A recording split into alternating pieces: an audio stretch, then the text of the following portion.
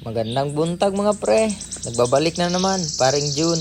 Sarap talaga ng gising ko. Lalo na kung lasing ka kagabi. Bago ko simulan ng umaga ko. Hanap muna tayo ng makakain. May ikukuha mo tayo. Kangkong. Habang nagpipitas ako, iniisip ko kung anong gawin ko sa aking voiceover. Paano ko nga ba simulan ang aking voiceover? Hirap talaga gumawa ng content. Habang naglalakad ka, napapaisip ka kung ano yung sasabihin mo sa voiceover mo. Ito na pala yung mga nakuha kong mga gulay. Habang tulog pa ang aking magandang asawa, magluluto muna ako. Sarap talaga ng talong ko. Marami ka talagang makukuha na sustansya ng gulay. Ang gulay ay mayroong pangpatapang para panglaban sa asawa. Sarap nitong wild ampalaya. So dito nga magpiprito na ako ng isda.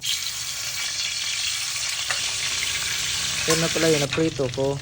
Sobrang perfect. Ito yung ulam namin ngayon.